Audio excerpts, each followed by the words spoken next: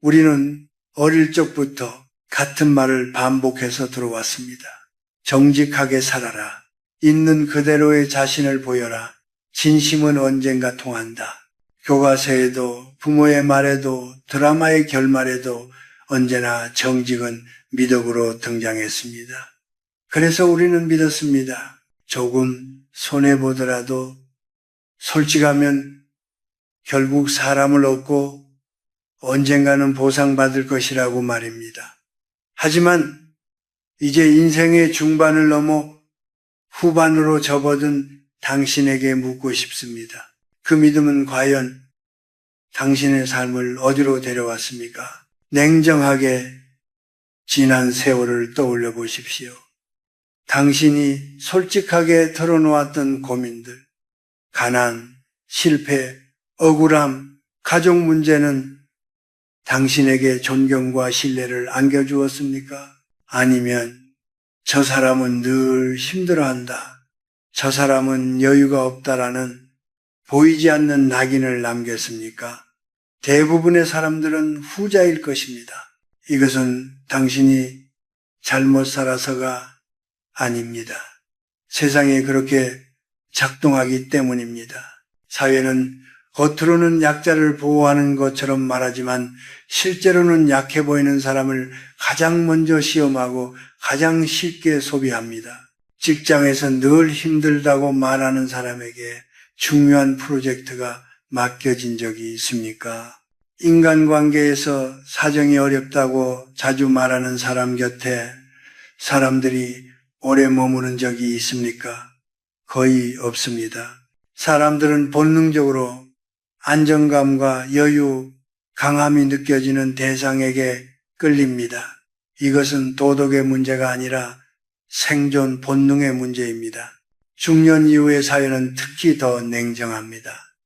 젊을 때의 미숙함은 성장이라는 이름으로 용서받지만 나이가 들수록 약점은 곧 무능으로 해석됩니다. 같은 실수라도 아직 어려서 그렇다와 이 나이에 저 정도냐는 전혀 다른 평가를 받습니다. 이 시점에서 무방비한 정직함은 더 이상 미덕이 아닙니다. 그것은 스스로 방패를 내려놓는 행위입니다. 많은 사람들이 착각합니다.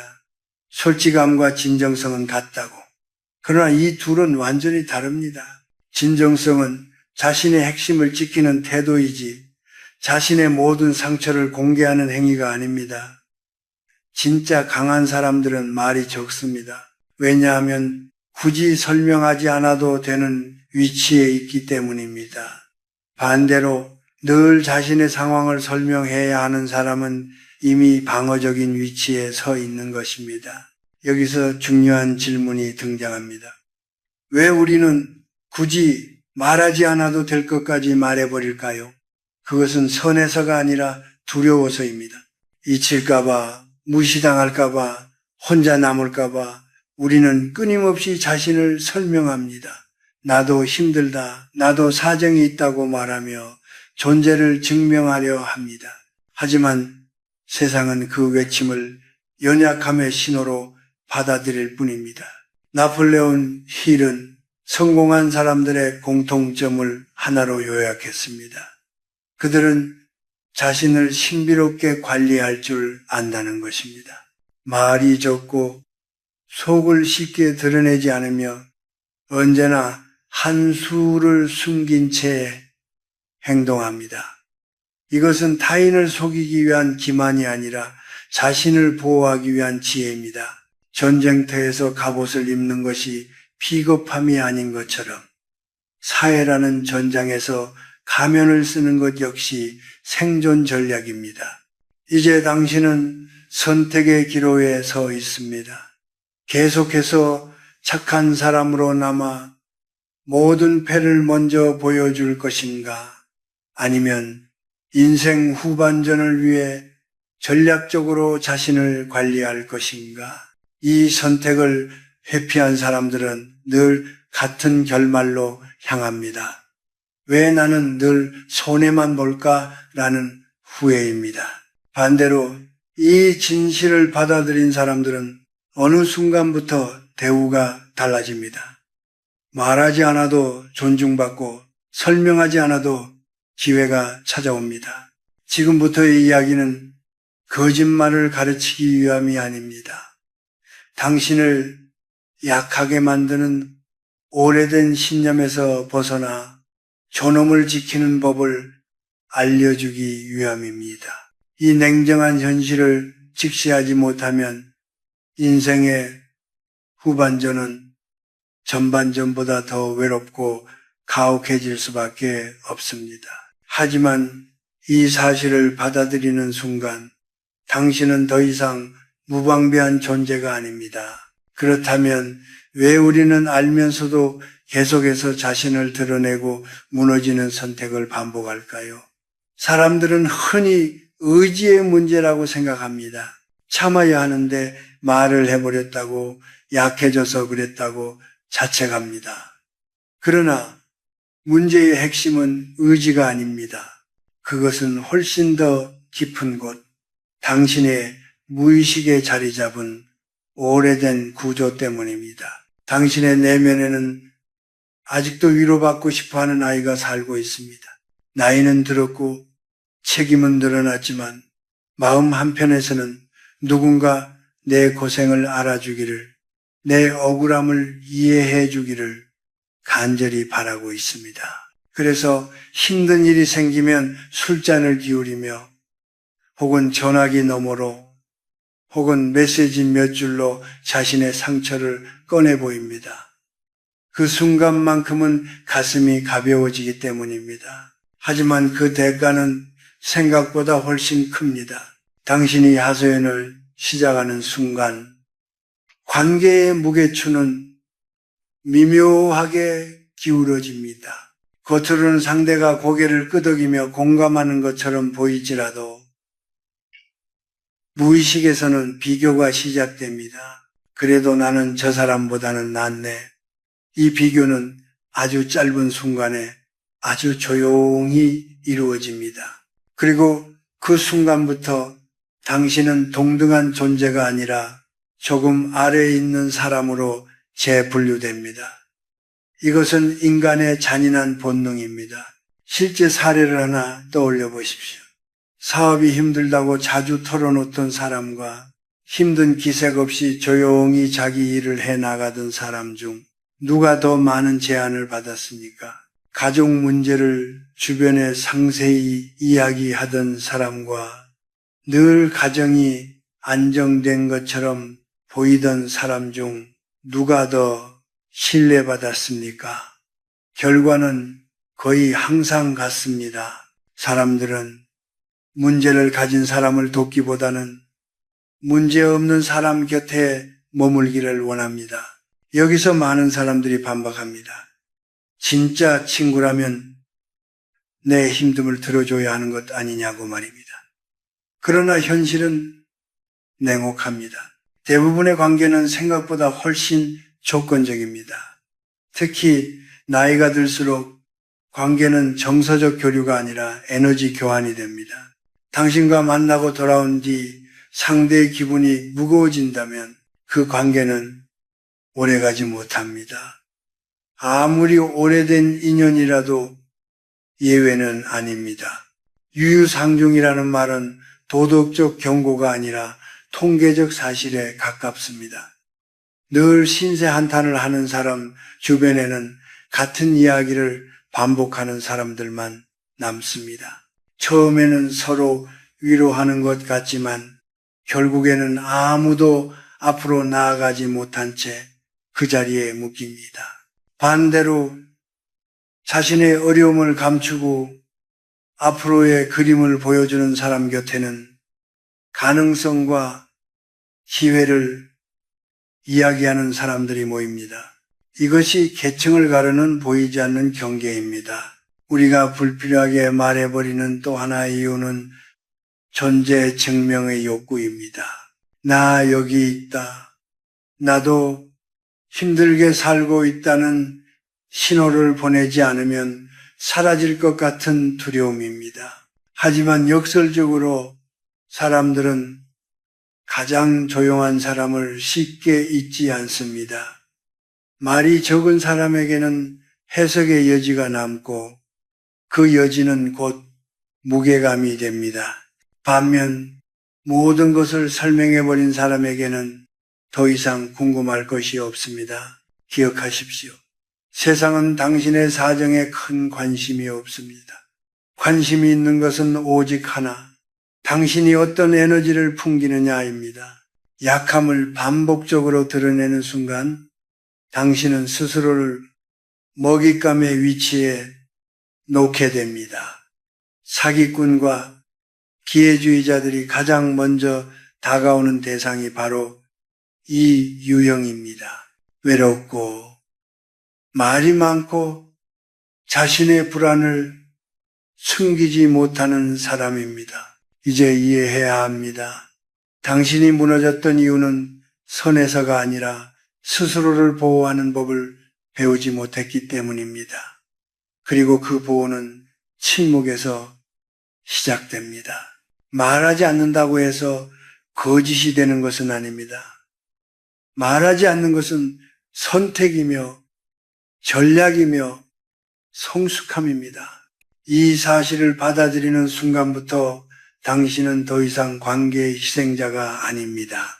이제 우리는 한 걸음 더 깊이 들어가야 합니다. 왜 침묵과 연기가 실제로 현실을 바꾸는 힘을 가지는지 그 근본적인 이유를 이해하지 못하면 이 모든 이야기는 그저 허세처럼 들릴 수 있기 때문입니다. 이 지점에서 나폴레온 힐의 사상이 다시 등장합니다. 그는 성공한 사람들을 관찰하며 하나의 불편한 진실을 발견했습니다. 인간의 잠재의식은 현실과 상상을 구분하지 못한다는 사실입니다. 이 말은 단순한 자기개발 문구가 아닙니다. 현대 심리학과 뇌과학 역시 같은 방향을 가리킵니다. 뇌는 우리가 반복적으로 사용하는 언어, 태도, 감정의 패턴을 현실로 저장합니다.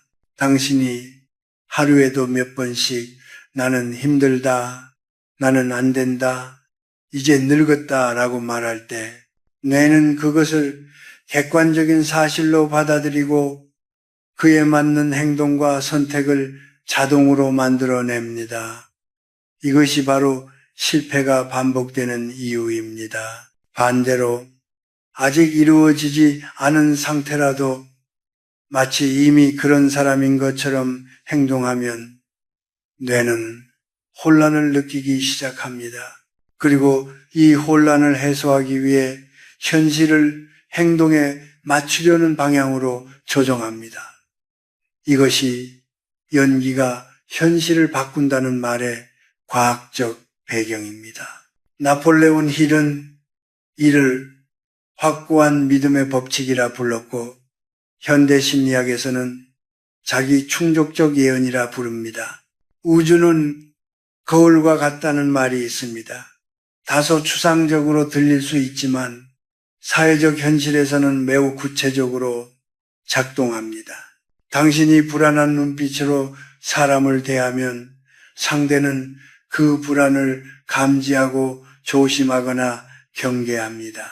반대로 여유롭고 안정된 태도로 대하면 상대는 무의식적으로 당신을 신뢰할 준비를 합니다. 사람들은 숫자나 사실보다 분위기와 감정에 먼저 반응합니다. 여기서 중요한 오해를 하나 바로잡아야 합니다. 이것은 자기 자신을 속이는 행위가 아닙니다. 오히려 당신을 가두고 있던 낡은 자아를 무너뜨리는 과정입니다. 현재의 당신은 과거의 선택과 환경이 만들어낸 결과일 뿐 당신의 한계가 아닙니다. 그런데도 많은 사람들은 현재 상태를 진짜 나라고 착각합니다. 그래서 바뀌려는 시도 자체를 거부합니다. 성공한 사람들은 눈에 보이는 현실에 반응하지 않습니다. 그들은 아직 오지 않은 상태를 기준으로 행동합니다. 돈이 없어도 궁핍한 태도를 취하지 않고 몸이 힘들어도 스스로를 병든 사람으로 규정하지 않습니다. 그들은 자신에게 어떤 정체성을 부여할지 스스로 선택합니다. 이 선택이 쌓여 결국 현실을 재편합니다. 사람들이 당신의 통장 잔고를 직접 확인하는 일은 거의 없습니다. 그럼에도 누군가는 늘 여유 있어 보이고 누군가는 늘 부족해 보입니다. 차이는 태도에 있습니다. 말의 속도, 걸음걸이, 시선 처리, 침묵의 길이 같은 아주 사소한 요소들이 모여 사람의 격을 만듭니다. 이것은 타고난 재능이 아니라 훈련의 결과입니다. 당신이 왕처럼 행동하면 사람들은 이유를 찾습니다. 저 사람은 뭔가 다르다고 해석합니다. 반대로 당신이 스스로를 낮추면 사람들은 굳이 이유를 찾지 않습니다. 당연하다고 받아들입니다. 이 차이가 쌓이면 관계, 기회, 존중의 양이 달라집니다. 결국 세상은 당신이 선언한 정체성에 맞춰 반응합니다. 그러므로 이제부터 필요한 것은 솔직함이 아니라 선택된 연기입니다. 무의식에 새로운 명령을 입력하는 행동, 그것이 바로 우리가 말하는 위장술의 철학적 핵심입니다. 이것을 이해하지 못하면 다음 단계는 단순한 요령으로 보일 것입니다. 하지만 이 원리를 이해한 순간 당신은 왜 반드시 숨겨야 할 것들이 있는지 자연스럽게 받아들이게 됩니다. 이제 원칙은 충분히 이해했습니다. 그렇다면 질문은 하나로 모입니다. 도대체 무엇을 어디까지 어떻게 숨겨야 하는가? 이것은 뜬구름 잡는 철학 이야기가 아닙니다. 내일부터 사람을 만나고 전화를 받고 식탁에 앉을 때 바로 적용해야 할 현실적인 지침입니다. 그리고 이 네 가지를 지키느냐 지키지 못하느냐가 인생 후반전의 격을 완전히 갈라놓습니다. 첫째, 당신의 돈 주머니 사정을 철저히 속여야 합니다. 여기서 속인다는 말은 과장하거나 자랑하라는 뜻이 아닙니다. 오히려 그 반대입니다. 돈 이야기를 입 밖에 올리지 않는 것입니다. 돈이 많아도 말하지 말고 없어도 말하지 마십시오. 많은 사람들이 이 두 극단을 오가며 스스로를 망칩니다. 조금 벌리면 과시하고 조금 부족하면 하소연합니다. 이 둘은 모두 하수의 행동입니다. 당신이 부유하다는 인상을 주는 순간 주변에는 이해관계가 달라붙습니다. 조언이라는 이름의 간섭, 부탁이라는 이름의 침범이 시작됩니다. 반대로 돈이 없다는 인상을 주는 순간 사람들은 당신을 능력 없는 존재로 분류하고 결정의 테이블에서 조용히 제외합니다. 그래서 가장 안전한 위치는 언제나 모호함입니다. 여유 있어 보이되 구체적이지 않게, 부족해 보이지 않되 티나지 않게, 사람들이 당신의 재정 상태를 짐작할 수 없을 때 함부로 대할 수 없는 긴장감이 생깁니다. 둘째, 당신의 병과 신체적 약점을 숨기십시오. 특히 나이가 들수록 이 원칙은 더욱 중요해집니다. 물론 몸이 안 아픈 사람은 없습니다. 허리, 무릎, 눈, 잠, 누구나 하나쯤은 문제를 안고 삽니다. 그러나 그것을 습관처럼 입에 올리는 순간 당신은 스스로를 쇠퇴하는 존재로 규정해버립니다. 사람들은 병든 사자를 따르지 않습니다. 이것은 냉혹하지만 부정할 수 없는 사실입니다. 몸이 힘들수록 더욱 자세를 세우고 말투를 단정히 하십시오. 아프다는 말을 줄이는 것만으로도 뇌는 다른 신호를 받습니다. 실제로 심리학 연구에서도 자기 암시는 통증 인식과 회복 속도에 영향을 미친다는 결과가 반복적으로 보고되었습니다. 당신의 약함을 드러내어 얻을 수 있는 것은 일시적인 동정뿐이지만 강함을 연기해 얻는 것은 신뢰와 기회입니다. 셋째, 당신의 목표와 계획을 절대 발설하지 마십시오. 이것은 많은 사람들이 가장 쉽게 어기는 규칙입니다. 무언가를 결심하면 말하고 싶어집니다. 인정받고 싶고 응원받고 싶기 때문입니다. 하지만 목표를 말하는 순간 뇌는 이미 보상을 받은 것처럼 착각합니다.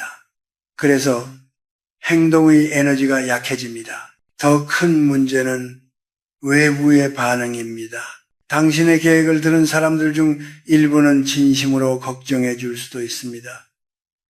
그러나 그 걱정은 대부분 그거 쉽지 않다, 요즘 그쪽 힘들다 같은 말로 표현됩니다. 이것은 악의가 아니라 두려움입니다. 남의 도전은 자신의 안일함을 위협하기 때문입니다. 그래서 결과가 나오기 전까지는 침묵하십시오. 어둠 속에서 준비하고 결과로 말하십시오. 말보다 결과가 먼저 나오는 사람만이 카리스마를 가집니다. 넷째, 당신의 가정사를 외부로 흘리지 마십시오.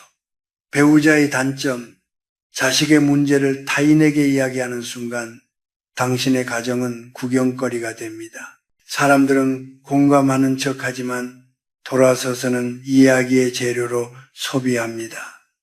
그리고 결국 당신은 집안 하나 제대로 다스리지 못하는 사람이라는 이미지로 남습니다. 가정의 문제는 가정 안에서 해결해야 합니다. 밖에서는 언제나 단정하고 안정된 가정의 모습으로 존재하십시오. 이 네 가지를 관통하는 핵심은 하나입니다. 침묵은 숨김이 아니라 관리라는 사실입니다. 당신의 인생은 공개 계정이 아닙니다. 선택적으로 드러내고 대부분은 보호해야 합니다. 이 원칙을 지키기 시작하는 순간 사람들의 태도가 미묘하게 달라지기 시작할 것입니다. 이유를 설명할 수는 없지만 분명히 느끼게 될 것입니다. 그리고 이제 마지막 관문이 남아 있습니다. 이 모든 것을 가로막는 가장 강력한 적, 바로 당신 자신의 내면입니다. 이제 마지막 고비에 도달했습니다. 앞선 이야기들을 이해했다고 해서 곧바로 삶이 바뀌지는 않습니다. 오히려 진짜 싸움은 지금부터 시작됩니다. 새로운 태도를 취하려는 순간 당신의 내부에서 거센 저항이 일어날 것입니다. 이건 가짜야. 나는 거짓말을 하고 있어. 이렇게까지 살아야 하나? 라는 목소리가 끊임없이 들려올 것입니다. 이 불편함 때문에 대부분의 사람들은 다시 예전의 모습으로 돌아갑니다. 그러나 분명히 알아야 할 사실이 있습니다. 그 목소리는 양심이 아닙니다. 그것은 익숙함을 지키려는 뇌의 방어 반응입니다. 나폴레온 힐은 이것을 하이프노틱 리듬, 즉 최면적 리듬이라고 불렀습니다. 수십 년 동안 반복해온 생각과 행동의 패턴이 당신을 붙잡고 놓아주지 않으려는 것입니다. 실패와 결핍 속에서 살아온 방식이 오히려 편안하게 느껴지는 이유가 여기에 있습니다. 새로운 태도는 뇌에게 위협입니다. 부자의 자세, 여유 있는 말투, 흔들리지 않는 표정은 지금의 당신에게는 낯선 옷과 같습니다. 어색하고 불편합니다. 그래서 뇌는 속삭입니다. 원래대로 돌아가도 괜찮아. 솔직하게 살면은 마음은 편해. 하지만 그 편안함의 끝이 어디였는지 당신은 이미 알고 있습니다. 늘 같은 자리, 늘 같은 후회였습니다. 여기서 죄책감을 느낄 필요는 없습니다. 배우가 무대 위에서 왕을 연기한다고 해서 그를 사기꾼이라 부르지 않습니다. 그는 관객에게 더 큰 진실을 전달하기 위해 역할을 수행할 뿐입니다. 당신 역시 마찬가지입니다. 지금 당신이 연기하는 강인함과 풍요는 남을 속이기 위한 것이 아니라 당신의 잠재의식에 새로운 명령을 입력하는 과정입니다. 이것은 거짓이 아니라 리허설입니다. 처음에는 어설플 것입니다. 속으로는 불안한데 겉으로는 태연한 척 해야 하니 힘들 수도 있습니다. 그러나 반복이 모든 것을 바꿉니다. 거울 앞에서 눈빛을 연습하고 말수를 줄이고 불필요한 설명을 하지 않는 것. 이 작은 행동들이 쌓이면 어느 순간부터 뇌는 새로운 상태를 기본값으로 받아들이기 시작합니다. 그때부터 연기는 습관이 되고 습관은 성격이 됩니다. 99%의 사람들은 이 불편함을 견디지 못합니다. 그래서 늘 같은 자리에서 인생을 마칩니다. 반면 상위 1%의 사람들은 이 불편함을 성장의 신호로 해석합니다. 근육이 찢어질 때 성장하듯 자아가 흔들릴 때 새로운 정체성이 탄생한다는 것을 알기 때문입니다. 이 차이가 결국 인생의 격차를 만듭니다. 이제 마지막으로 당신에게 하나의 행동을 요구합니다. 이것은 단순한 참여 유도가 아닙니다. 무의식과의 계약입니다. 아래 댓글에 짧게 선언하십시오. 나는 침묵함으로 강해지고 감춤으로 위대해진다. 혹은 나는 내 입을 다스려 세상을 내 편으로 만든다. 이 문장을 직접 쓰는 행위는 생각보다 강력합니다. 손을 움직여 기록된 언어는 뇌에 깊이 각인됩니다. 이 선언을 마친 순간 당신은 더 이상 예전의 사람이 아닙니다. 완벽하지 않아도 괜찮습니다. 중요한 것은 방향입니다. 오늘부터 당신은 자신의 패를 함부로 보여주지 않는 사람, 말보다 태도로 말하는 사람, 조용하지만 무시할 수 없는 존재가 됩니다. 세상은 그런 사람을 함부로 대하지 않습니다. 이제 당신은 알게 되었습니다. 환경이 사람을 만드는 것이 아니라 사람이 태도를 선택함으로써 환경을 지배한다는 사실을, 이 깨달음을 끝까지 지켜낸다면 당신의 인생 후반전은 전반전과 전혀 다른 색으로 펼쳐질 것입니다. 더 고요하고 더 단단하며 더 풍요로운 삶입니다. 그리고 그 시작은 언제나 침묵이었습니다.